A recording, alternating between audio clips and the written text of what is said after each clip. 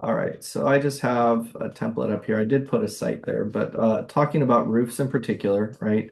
So the roof tool has the two different construction methods, the two different, well, geometry methods. The construction method, I don't know why they put one under one and the other, but the geometry method are either single plane or multi-plane.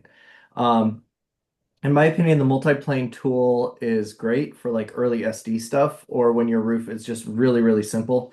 There are a lot of downsides to the multi-plane tool. The Mhm. multi-plane roof, for example, if you're trying to align a surface, it doesn't work. If you're trying to punch openings for like say dormers or skylights or things like that, it gets really kind of weird and clunky. So the single plane roof is really where you want to be for any sort of detailed modeling, right? Mhm. So, and also sort of going back to the basics here, thinking about these tools, not necessarily in terms of what they're called, but what geometries we can make out of them. So the roof tool, if you're talking about like a typical, say, commercial parapet wall or something like that, might not be the best tool for the job. If it's really a flat roof, you might have a slab as your main roof body, and then sort of the insulation or whatever you're using to get the slopes maybe is a roof on top of that. Okay. Um, so looking at the right tool for each sort of design condition and also not expecting one tool to do it all. So if we take a look at a roof, for example, let's just take a look at the multi-plane roof and what that can do. So first of all, we could set the slope, as you're probably familiar with, to whatever we need it to be. We could say it's like 6 and 12. One of the things I really like about the roof tool is this sort of universal. I can say I've got a 2 foot overhang all the way around this roof, and it doesn't matter what shape the roof is. I have a single click to adjust my roof overhang. So Hmm. if I have a building that, let's just kind of draw something in randomly here, has really simple uh, hips and things like that, hips and valleys, right? I get that roof overhang. I can then punch that overhang to be deeper with one click and make that happen, which is great. Hmm. Um, the multi-plane roof isn't just hips and valleys. You can also click on a roof edge. There's a lot of pet palette options in here, right? So I can say that this roof edge is a gable. Uh-huh. Find that. I can click. Actually, I think it's here that I have to click on the reference line and redefine that as a gable end, right? And then I get that gable end piece. I see. You can also adjust, like say the if I know that this needs to line up here, this gets a little bit weird, right? Uh-huh. Like there's nothing that says like this plane right here, most of it's 3 and 12, but this one's going to be 6 and 12. It's a bit of guess and check as to what that pitch would be. Hmm. So the floor plan view might not be the best view to do that in. But that's also where maybe the multi-plane tool isn't the tool we want for that, right? So you can right click and split into single plane roofs, Oh, wow. and then say that this roof is going to be not a 6 and 12, but we'll say that is a 9 and 12, right? So with the single plane roof, though, if we look at this in 3D, that's not going to be clean because obviously it's not going to have a 45-degree angle there. Uh-huh. Come back to 3D, this is where the single plane roof is a little bit unintuitive, but a lot more flexible. Okay. So here I might want to say like, yeah, my eaves still need to line up. So I'm going to pull this up to here. And then I want this to join to this roof. So this is a command click or a control click if you're on PC. So if I select this roof and hold down the command key, I get the little scissor cursor and I can find where those things are going to intersect. Got it. I've been wondering about that for the longest time and I couldn't figure it out. And so that's the other thing is like if you want to just dump down a whole bunch of single plane roofs, right? So I could say I've got a single plane roof that is 3 and 12, and I know that this is the edge of my building here. Oops, let's make it a rectangular one. Oh, geez. Single plane roof, rectangular, 3 and 12. Right. So the pivot point, maybe if it's a rafter, maybe that sits like on the inside face of the plate, draw it there and dump that roof here, right? So I've got Hmm. just a single plane roof here, but then I can mirror this across and not worry necessarily about where they clean up. Just know that like I've got another plate that sits whatever right here. So I can Hmm. put these on their corresponding plates and then just command click and find where they align. Yeah. So the command So, click option is like really critical with roofs. yeah, if you could undo just a couple of steps back, keep going one more or two. Yeah, like right here. So I noticed on the plane on the left, you had command clicked that, and that automatically created an 45. Yeah, so I select this roof. That's the one I want to trim to. And I'm going to Mm-hmm. hold down the command and click on what will become Oh, hip or valley I here. see. Okay, got it.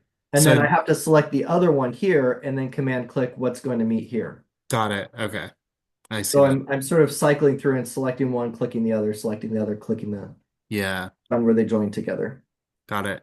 So, but now on this one, let's say, so this, if this is the face, inside face of my stud, because that's where I want that blue pivot line to sit, so it actually bird's mouths out. I then have to grab this roof and pull it out manually 5.5 inches to the outside face of plate, right? And you have to do that at every single one. This is also, I mean, maybe it's a shortcoming of the roof tool, but there is no roof overhang. So if these roofs are, let's see here, what do we have? Um, let's put that as, that's 2x6. Don't I have a roof body in here? Oh, there's the 2x12. Yeah. So that's a 2x12 roof, right? But I Mm. want a 2x6 overhang on that roof. That gets to be a little, a little bit picky or a little bit tricky to model. So what I usually do with that is I'll duplicate the roof and then use my 2x6 rafter tail roof here. Get that lined up here and offset that out. So if I click on the offset edge, I can right click, editing plane horizontal, and then say that we've got a 2 foot overhang here. I see. So, and then you do have options. You can select these two things. You can right click and merge. That will sometimes clean those up, usually does. Hmm. Um, it still runs like this is running all the way up. This one's stopping right there. So you can see how those two things are coming together with their sheathing and stuff. So that Yeah. cleans up in section. While we're Okay. talking about section, let's take a look at that. So if we had a wall that sat underneath that, let me get, I'm just going to use this as a favorite here. All right, so if I put a wall directly underneath this, am I at a, no, I'm at quarter inch scale. Might need to adjust some pens.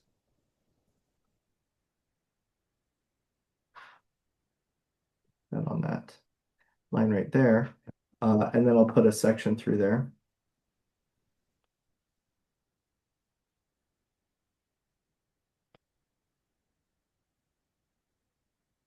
Oh, I need to update the favorites. I updated it in the plan, but not in the favorites. Okay, so if this wall runs to here, right, runs to the top here. These two Mhm. things also need to clean up. So that's where that connect option works. So right click, connect, and merge elements should find the building materials and how they clean up. There's usually Nice. going to be something weird about the fills. If you really want that to clean up properly, I would pull that here and then put another filler piece here if that's worth it, or if there's a band trim or something like that, you need to sort of supplement with something there. Okay, Um, what would, if you go back to the other one, what would the filler piece look like? Like, how would you model that? so for that, I would probably just take a copy of the wall, Mm-hmm. put it right here. If I right click and edit that profile, so there's that wall, and I'm going to say new wall, and I'm just going to call this Eve. Oh, geez. Oh, that's it.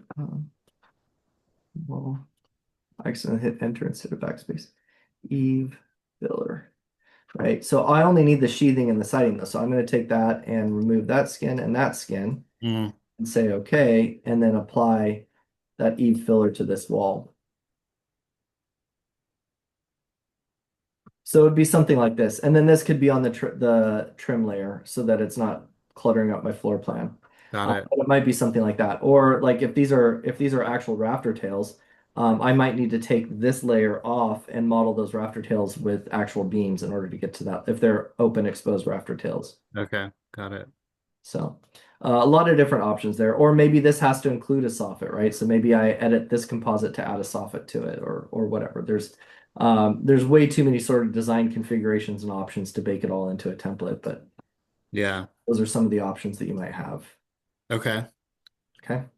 Now, in addition to this, right, it's not just a 2x12 rafter. Maybe it's maybe it's a scissor truss or something like that. So if Hmm. that's the case, we can say that here's our top chord of that truss. And let's take this guy and make this the ceiling. 5/8, 2/6. Yeah, that looks right. So we'll make this the ceiling. And again, put this right here and say that this is, well, that's 3 and 12, so 1.5. Right. So here we've got our scissor truss. And these two things then can go, you can right click, connect, and merge those things together. And that's going to give you the top plate right there. And then these two things, same thing. I can right click, connect, and merge. And for whatever reason, the roof component, the building materials don't work with the roof, so you have to use that merge command or a solid element operation to get them to clean up. Say the first part again. It doesn't work with what? So where a slab will automatically find the way that the building materials intersect with the walls, the Uh-huh. roof doesn't. So you have to use that right click merge in order for the building Got it. materials to even recognize each other. Okay, got it.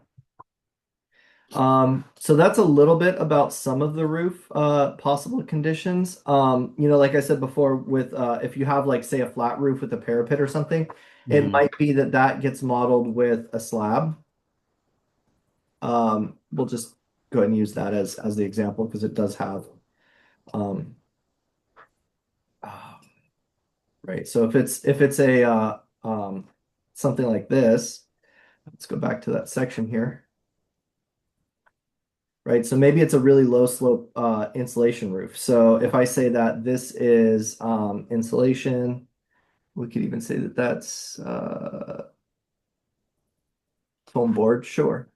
And maybe it's like 6 inches and it has a -1/8 and 12 slope, right? So it's super, super flat. But then Hmm. I pull that to here and you can see how that's intersecting with this. So that I can say that if I go to my solid element operations, I can say that that's my target. This is my operator, do a subtraction and execute. And then that insulation drains to wherever my center drain is, or I can Hmm. say it slopes outward or whatever needs to happen there for it to clean up. But it might be a combination of this and this, or this could have a composite where you've got your built-up membrane over the top of the insulation if you're really doing that level of detail. Hmm. I'm not sure if you do a lot of parapet walls and things like that, but generally the parapet would be like a complex profile beam in addition to all of that.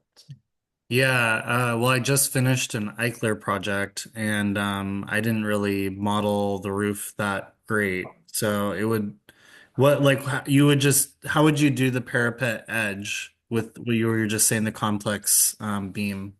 Yeah, so let's and some templates actually do have like if I go to the beam tool, and let's just see if there is, so under complex profile, yeah, so there's a roof parapet right here.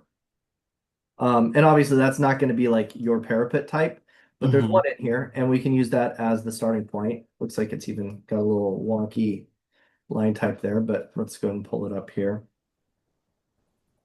Oh, there it is. It was there.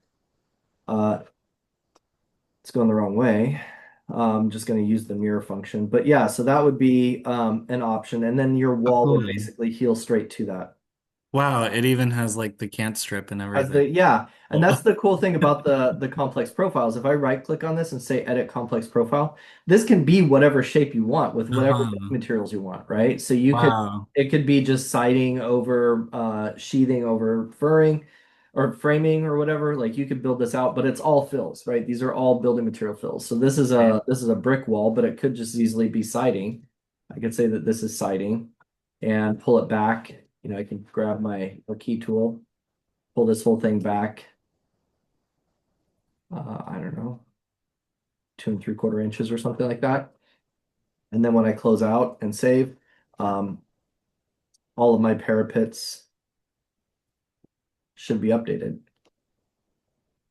if it doesn't crash ArchiCAD on me. Oh, I kind of had a feeling it was going to do that.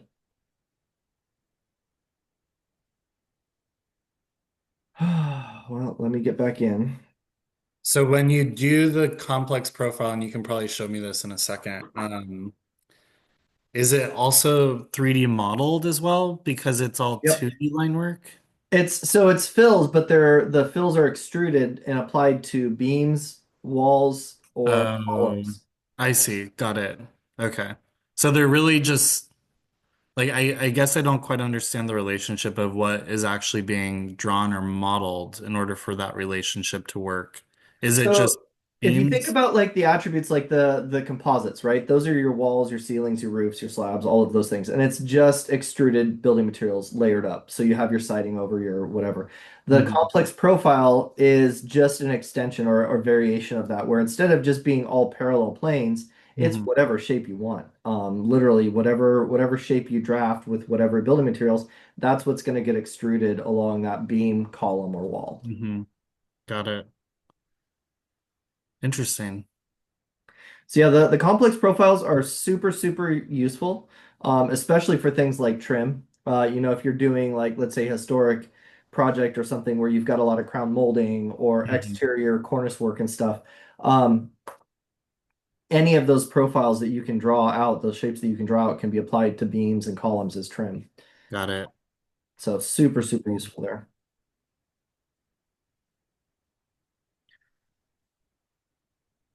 I don't know why it's taken so long here. Jeez.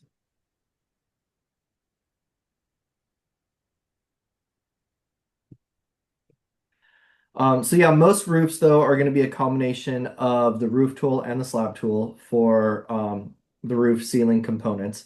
I do want to take a look at, so we looked at the eave conditions and how that meets the wall. I want to take a look at the like a gable end or a bar drafter kind of condition, Okay. Great. because that's a little bit different.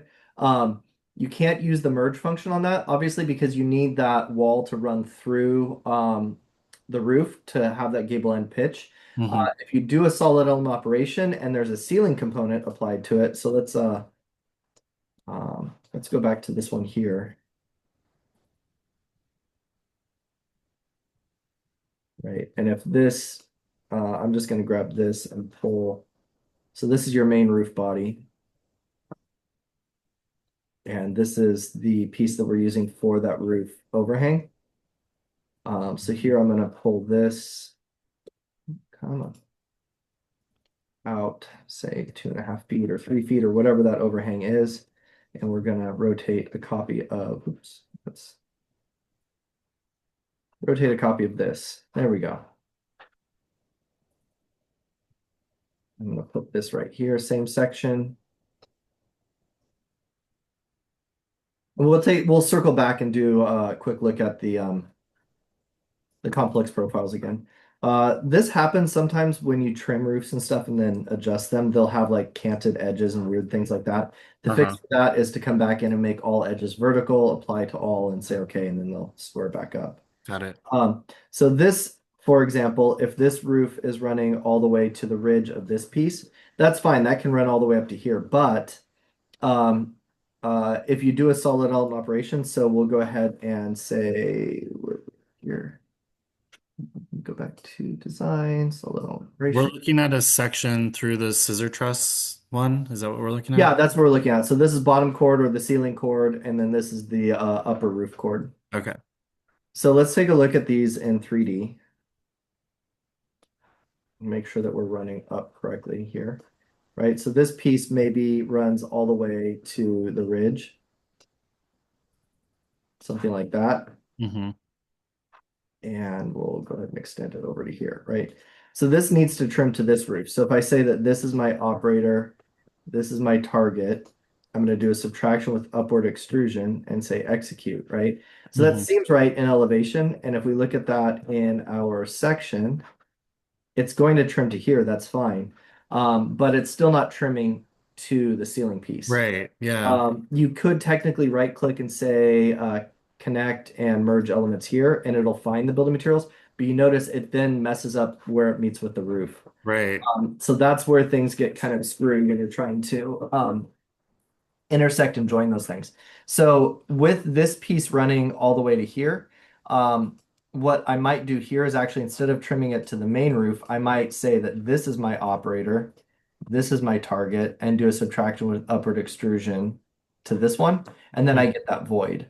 Um, and honestly, like it really depends on what you need to see in the model, and how precise you're trying to be. A lot of times what I'll do, and you could see like there's this piece right here because it's trimming to that ceiling, right? So this is Mhm. where things get kind of weird and screwy. But Yeah. what you can do, and what I usually do on my sections, is I'll just take in the loaded libraries, object library, general, and detailer library, there are, oh, geez, they moved it. Yeah, it's legacy objects now. I don't know why they put it here, but this is where it's at. So this is a 2D piece. It's only 2D, Hmm. but I'll just dump this here in my section, right? And use this to sort of populate my section with top plates, headers, sill plates, mud sills, all of that Sure. stuff. And then also for things like truss layouts and stuff like that. Now, I guess you guys doing design build a lot, maybe you would want to model your trusses. If that's the case, I can run you through a couple options on how to model the truss. There is a truss maker tool. Um, but for my average project, I'm not necessarily doing the framing plan for the trusses. It's just like a note, trusses are laid out this way. And the truss Uh-huh. manufacturer usually provides that. If we say something like this, right? So this would be like a typical spec home that I would do, where I would say, I'm showing the trusses. We could see the truss layout. We know that this is how it works. And this is about as clean as I need to get for a typical building section that I'm working on. Yeah. And I could even take this whole thing and multiply it across at 2 feet and know that the truss manufacturer is going to have their own layout. They're going to give layout plans and truss diagrams, shop drawings. And what I'm showing here is just for reference. Sure. So that's one option. The other option, if you were going to model the trusses yourself, there is an option for that. You could, well, first of all, you could say that I'm going to model trusses using the beam tool, right? So I could say I've got, let's go back in here and say that these are square. Um, most trusses are 2 by 4, right? So I could say that I've got a bottom chord and a top chord. And if we look at these in 3D,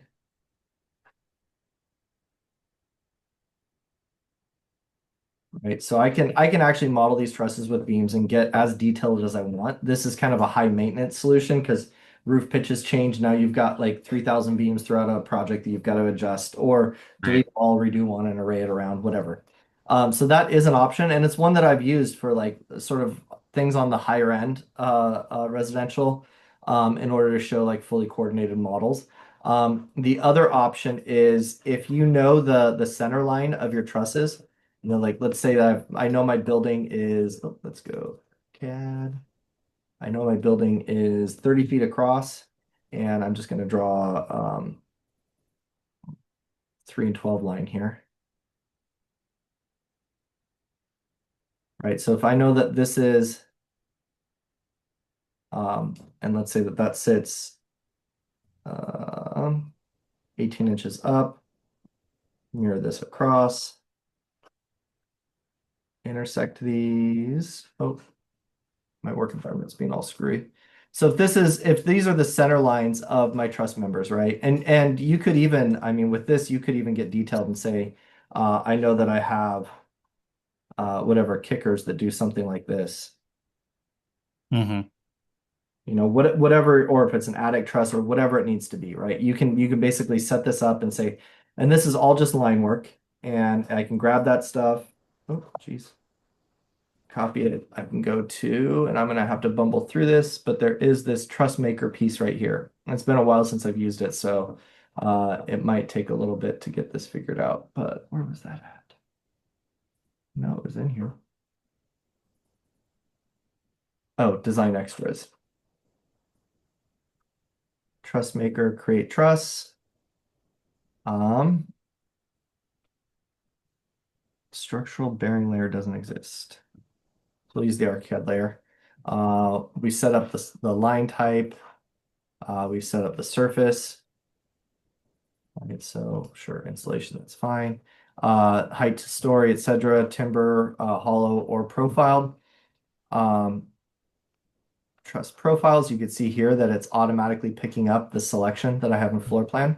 Hmm. And then I say, okay, put it in the embedded library, put it under wood and plastic. Sure, we'll call it truss one. And then there's that truss profile. Oh, wow.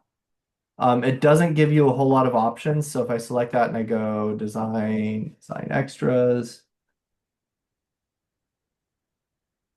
and truss maker. Oh, right. I have to go to the floor plan view.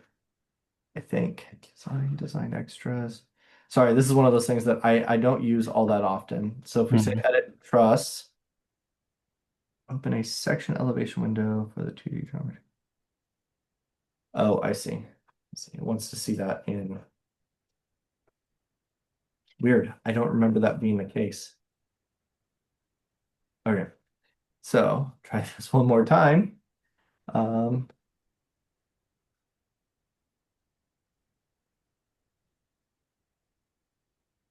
right, so there I can see like that's the truss. This is what it's based on. Uh, Okay. So it's that line is the center of the it's the chord. center of the chord, and there's nothing that says put it at the top, put it at the bottom, right? So unfortunately, and there's it's sort of even more clunky than that because there's nothing that even says we need a 2 by 10 bottom chord or something like that, right? Hmm. There's just nothing that allows for that. Like where you can specify the bottom chord separate from the other ones. Yeah, it's way too simple for that. I see. So this is why you don't do it on higher end projects. Yeah, because it's literally just uniform chords. I mean even to the point where like I can't even select the rafter tail and say that that rafter tail has this cut angle or this seat angle. You can set heel heights and stuff like that, but generally it's this is what you get. I see. So if it's anything more specific than just generic boilerplate 2 by 4 elements, you either need the truss manufacturer to provide you 3D model components, which if it's RFA, RVT, SKP, OBJ, all of those various formats, if they have a model of it, they can send it to you and you can drag and drop and dump it into ArchiCAD. I see. I've only worked with I think two truss manufacturers outside of like some steel fab guys that actually do 3D models. The steel fab guys love 3D models because they just run it through their CNC. Mhm. So those guys, it's almost easier to get model components from them. But Sure. an average truss drawer, a truss manufacturer is not necessarily going to be 3D yet. So, Yeah. but those are two options in terms of showing the trusses. Um, or like I said before, it could be just as simple as saying that um, I just need to show my top and bottom chord of the truss, and that's good enough. Yeah. So. Right. That's great. I kind of was curious if we could take one step back about roofs and if you could run me through like the relationship of composites versus finished materials Mhm. and like how you typically manage all those and model them.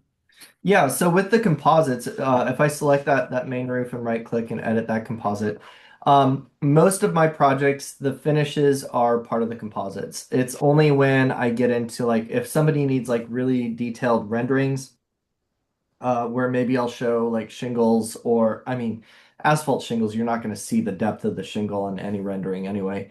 Hmm. But like maybe a thick butt shake or something like that, or lap siding or board and batten siding is a big one where I'll just model those as separate components added to the model.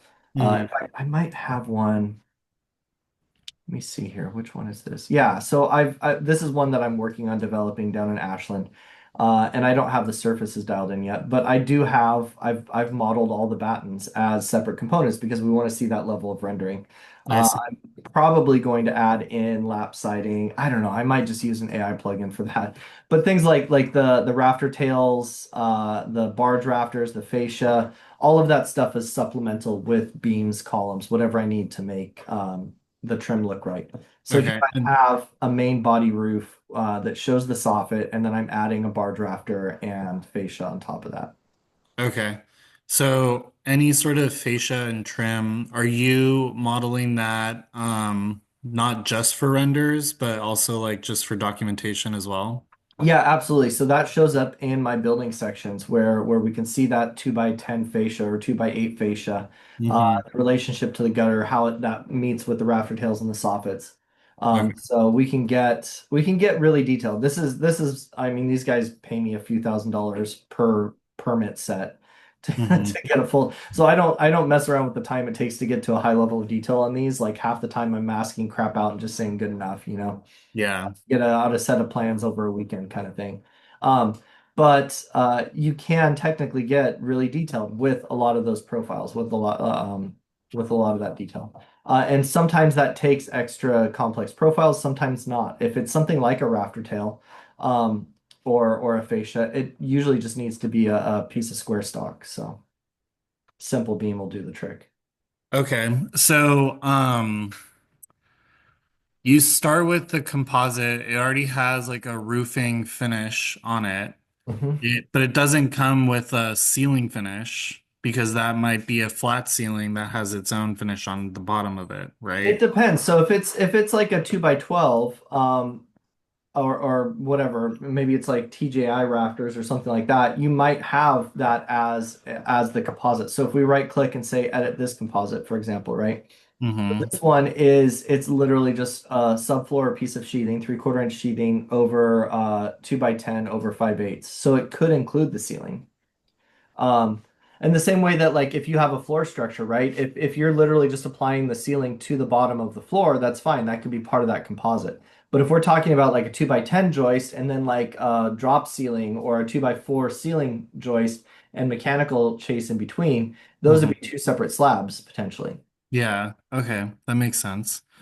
But so like this composite that you have highlighted here, this would be used just for like a typical floor ceiling package of a two-story house. Hmm. Yep. And it doesn't have the floor finish material. It just has the plywood subfloor, the wood structure, and then the chipboard below. Right. But the one right below it does also include a 3/4 I inch flooring. So it's got it. varying degrees or scalable degrees of detail. I see. Okay. So then let's say, what if you had a vaulted ceiling with rafters, like 2x10 rafters or something? How would you incorporate the ceiling in that? So this one's already built out. So it does have 2x12 rafters, but it also includes the 5/8 inch I see. chipboard. So that would be like, yeah, that would be if you had just the rafter and the ceiling attached to the bottom of the rafters. So there is Mhm. no drop ceiling, there's no trusses. It's just and if this and actually this even works like let's say you had a parallel cord truss or something like that, and it has a 2 foot deep truss height. You can just adjust that, and then project wide, all of your roofs that we're using the 2x12 rafters become 2 foot deep trusses. Oh, okay. So composites are great because even if let's just say let's go to the wall tool. Shift gears and talk about foundations here for 1 second. So Mhm. let's say that I have an 8 inch concrete wall. And I draw that in here, and I've got my whole foundation drawn as 8 inch concrete walls. Well, the engineer comes back and says, well, it's only a 1 story building. We're only going to do 6 inch concrete stem walls. Mhm. You can edit that composite and say that this thing is 6 inches thick. Um, we'll just rename it just for clarity. And project wide, all of your stem walls are now 6 inches thick instead of using the basic extrusion where now I'm going to have to go through, and if I need to update these to be 8 inches thick, I need to make sure I find all of my concrete walls, come into the settings of the walls individually and change them to 8 inches, as opposed to changing them globally through the composite manager. Got it. Right. That makes sense. Let me switch this back just so I'm not.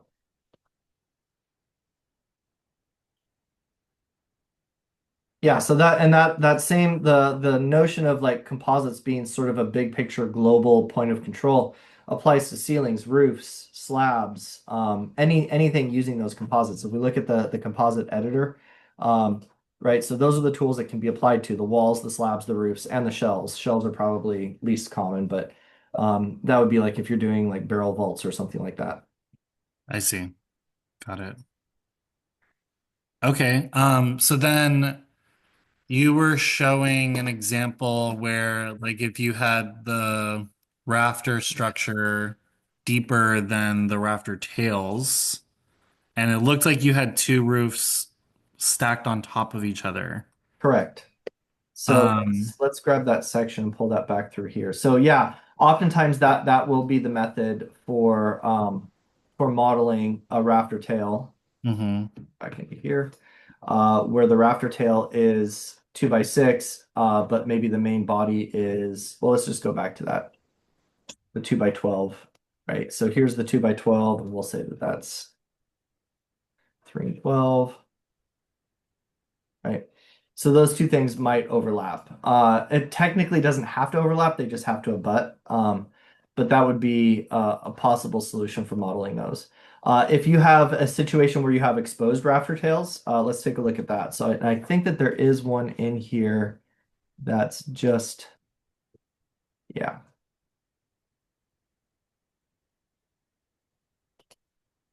Come on, snap to there. There we go. And it looks like there's slightly different composites, maybe.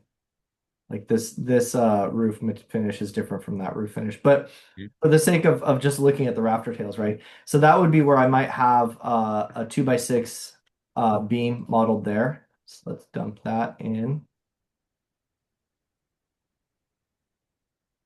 And the floor plan section for that line, I'm not sure why that's using the double line. It's kind of a weird random default. Okay, so now I've got I thought I put that. Oh, I bet it's there. Probably just in the wrong spot. Yeah, there it is. All right, so there's my rafter tail. If we look at the reference line, we'll put that at the top, just so that whatever change makes sense there. And then in section, I can actually grab this and adjust it to line up with my roof slope. The beam doesn't give you like an X and 12 slope. It's literally just the angle. So I'll just adjust the angle directly in section usually. And using the pet palette, then I can grab this piece, pull it down to, oh, why is it doing that? There we go. Pull it to the right distance, whatever it needs to be there. The other cool thing about this is like, let's say that it's a thicker rafter tail, but it has a taper to it. So I could say that this thing is 7 1/4 inches.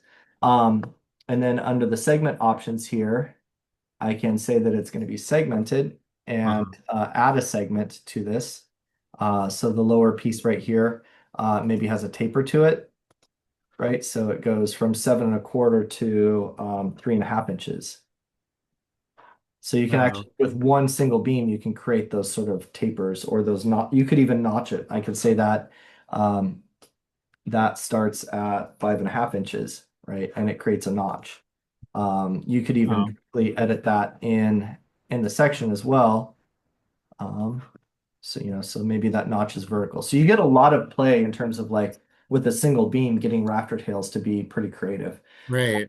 If it's something more like a bungalow craftsman, maybe they've got like a rounded edge or something like that. There's ways that we can do that. That usually involves like a perpendicular running profile that trims it out with solid element operations.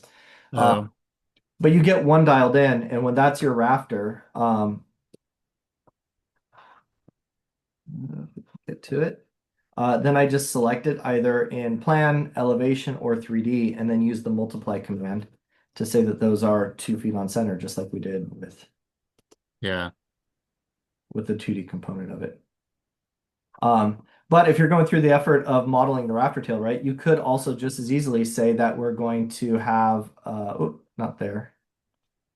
We're going to have another segment here that is 3.5 inches and fixed length at, let's say, 10 feet or whatever it needs to be, right? Oh, I think I messed that up. Let's see, what do we got there? I don't know what it did there. Let's see, so that's 10 feet.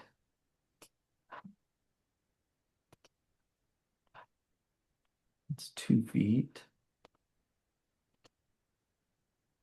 What is that one? Oh, there we go. Anyway, that would be the notion is that like you could just easily say that like I'm modeling the whole top chord or the whole rafter or whatever. As long as you're putting rafter tails in, I might as well represent something that's real. Yeah.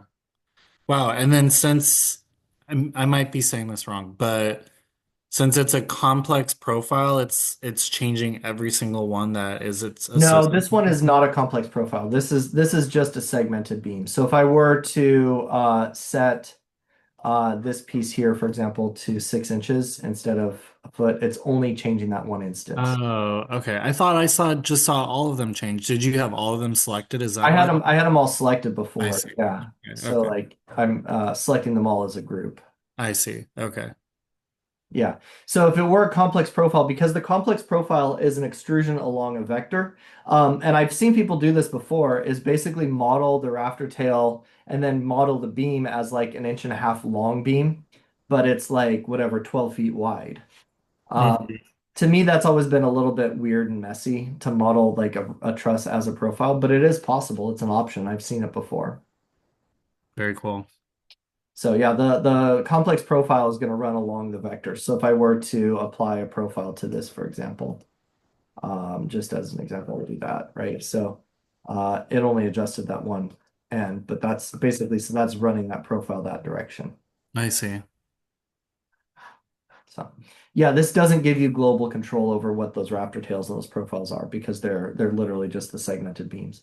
Yeah. But once you get one edge done, right, you could easily just mirror these across that point, right? So there's my ridge or whatever. Um, if it's a hip roof or something like that, you can mirror it at a 45 and bring it around the building. So you get one done, and then you adjust them so that you can adjust this one to be a slightly shorter rafter or something like that. Oh,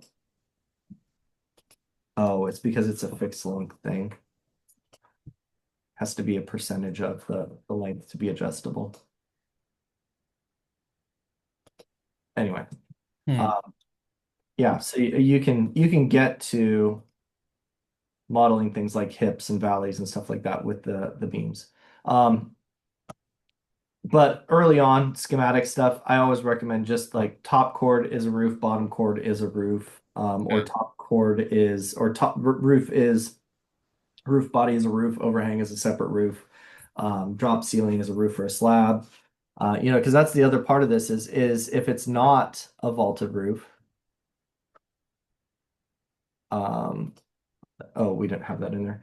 Right, so if we had a bottom chord, we could say that this is a flat roof, and we could say that this is going to use that ceiling. Right, so that could be a slab or it could be a flat roof. Uh-huh. So, Okay. Cool. So how did you how would you go about modeling a soffit? Like an eaves? for like an enclosed soffit, Yeah. that would be something probably tied to the actual 2x6 roof itself. So like 2x6 with tails would be something like this, and then get that to line up here. It's like I'm almost precise. There we go. So I would just add that to this composite, right? So I would say that if we edit that composite, and I'm going to select here and say insert below. Uh-huh. And if it's a Hardy soffit, it's probably something like 5/8. If it's T&G, maybe it's 3/4. Um, and we can say that that's like a wood trim material or something, right? So there's my soffit. Got it. Okay. And then Because the roofs like to build from the pivot line up, I do have to reposition it to line up with the main roof again. got it. And then how do you adjust it to have a plumb edge instead of that? Yeah, that's back in the settings here. I can say vertical edge here Got it. Okay. and okay. Or if I have multiple edge types, I can go into 3D and I can click on that edge on the pet palette and say that just this edge is vertical. Oh, okay.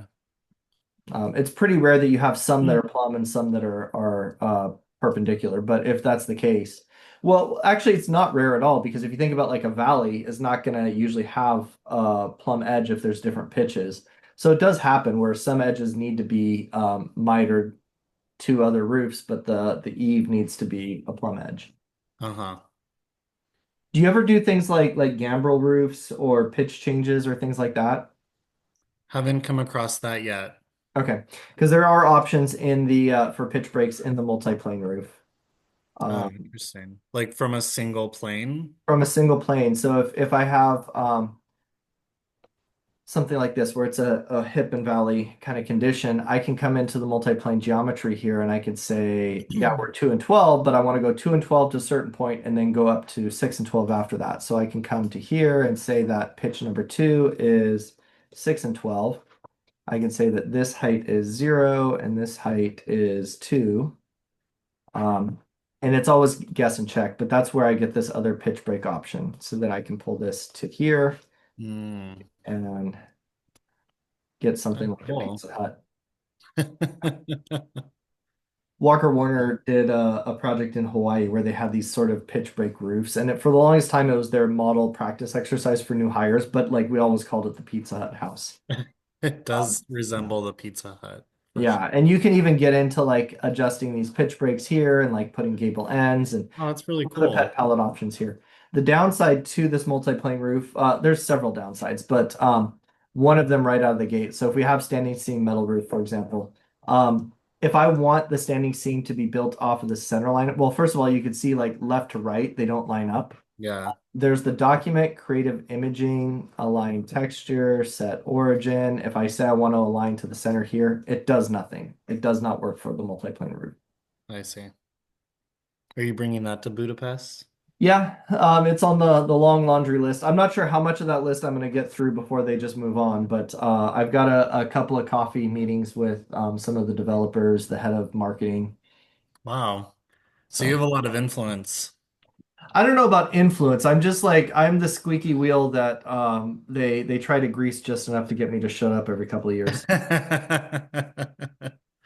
That's I great. actually I got blocked from so I do the beta testing every year and I got blocked from the beta testing forum this year because I was pointing out a lot of bugs in ArchiCAD that have existed for years now, and they don't Uh-huh. really care about those. They want the bugs that are relevant to ArchiCAD 29 that's coming out. And I was like, well, you still haven't fixed this bug from ArchiCAD 26. I see. So things like that, like they kind of get put off by. And I get it, they're a small company. Having one guy complain about 3,000 things every time a new release comes out isn't helpful, but Well, I appreciate your efforts in that. That's great. well, thank you. Um, Oh, another really cool thing about the beam tool with regards to modeling trim. So if we're looking at like, let's say we want a big chunky 2 by 12 rafter, bar drafter on here. If you put that on in 3D, right? So we'll say it's 2 by 12. There are no segments. We'll put the reference line to the top of that. If I need to put that rafter in, I can do it directly in 3D and it will automatically find that angle. So you can snap to those points. Oh, okay. That's cool. If it needs to sit proud, the other thing is like that reference line is important because if it needs to sit proud of the roof, I can click to the other side and it'll actually flip it to the outside edge. Gotcha. If you have a condition where, let's see here,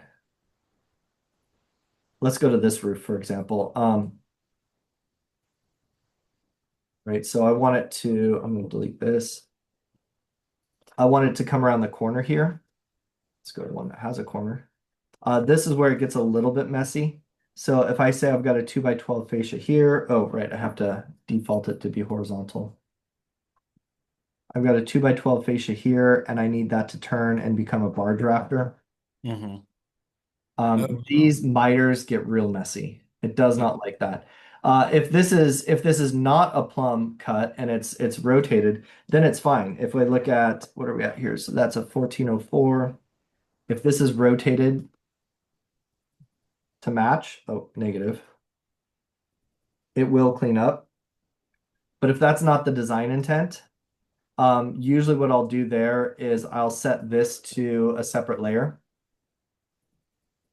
Like there's a trim non-intersecting layer. I put that in the template just for this reason. Oh wait, why is that wireframe? Oh, so by default it's group 3, which means that it's not going to find the intersection for any layer combination because it's on a separate intersection group. And that would allow me then to have these two things run wherever they need to and not worry about them automatically sort of remitering together. Um, things like this, you can use that same beam segmentation option, right? So I can go to the segment and I can say we're going to have a segment at the bottom edge of this. That bottom edge segment is going to have a fixed length of, let's just say like 2 inches. So that I can grab that and actually adjust the thickness of that. So what does that have to be at? That's,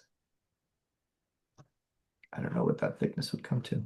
Let's do a little guess and check design here. So that tapers to,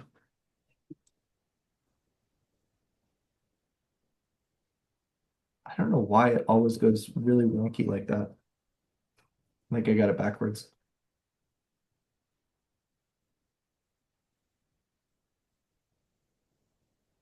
Yeah, something, anyway, something like that. A little guess and check I design to see. get us there where it actually trims off. Um, So yeah, you don't necessarily need to patch it together with a lot of beams. We were looking at that when we first started looking at that sort of wall filler piece at the rafter tail cut. You don't always need that. Sometimes you can do it with fewer elements. It's my sort of general philosophy has always been model to the highest level of detail we can with the fewest elements as is reasonable. Sometimes more elements is what's needed in order to sort of fill in the gap here. Hmm. Sometimes fewer elements can be used in things like the rafter tails or the rafters or the trusses, where you can do it all with one element or a handful of elements. Hmm. Gotcha. Great. Is there any other roof stuff that you want to show me, or is that a pretty good amount? I think that that's probably a good starting point. I think we these are the sorts of things where like until you're actually going through and applying it, it's hard to know. Like there's so many different conditions, there's so many different variables. We talked about things like the field mounted curb skylight, for example. Like until you're actually in there, sort of working out exactly how that meets the ceiling, how exactly it's trimming out, it's really tough to know exactly what needs to be modeled or what the exact solution is. Yeah. But maybe taking some of these tips using combinations of slabs, roofs, and beams, applying the solid element operations and the merge functions in ways that make sense, should at least get you to a detailed sort of roof and wall connection. Yeah, for sure. Yeah, this is great. You've taught me so much about roofs that it definitely expanded my abilities to use them now. So that's great. Yeah, I think for starting, if you're looking at just general massing, the multi-plane roof is great to get the ball rolling. Keep that in Hmm. mind, but also don't hang on to it longer than is reasonable. If you get to the point where like, oh, it's a struggle to get this modeled exactly the way I want, maybe the solution is to abandon ship and go to single plane roofs. And it is Right. great that you have that option to just right click and convert to single plane roofs. Right. That is a one-way street though. There's no going back. So once I you see. convert to single plane roofs, there's no like reunify into a multi-plane roof. Okay. Could you undo? Would you be able to undo Yeah. or does that? Okay. All right. Yeah, if you had a multi-plane roof like this, right click and split to single plane roofs, as long as you're within your undo limit, which by default is 20, but I think my work environment I've set that to 99. I see. I can show you where that's at actually. If it's worth update. Oh, this is an out of the box work environment, but you can set your undo limit to 99. I Okay. think it's the highest it can go to. That's good. So Okay. Well, I think that roofs for today is good. And then why don't next week we talk about mesh and landscape and foundation? I don't think I'm going to be able to meet next week because of the That's time right. difference. Right. I'll be 9 hours ahead. Um, and That, Tuesday is the big conference day, so I just don't think I don't I and then Thursday, Friday I'm traveling back. Uh, sure. so week after next, let's plan on meeting. Okay, that sounds great. If Yeah. there are any questions that come up, if you're stumped by anything, go ahead and feed me messages over Slack still. I will be checking. And if it's something that I can answer with a quick screenshot or a quick answer, I'll try and stay on top of that. But as far as like actual Zoom calls and meetings, let's meet week after next. Okay, that sounds good. All right. See you All then. right. Yeah, thanks so much, Patrick. Enjoy your trip. Thank you. Bye.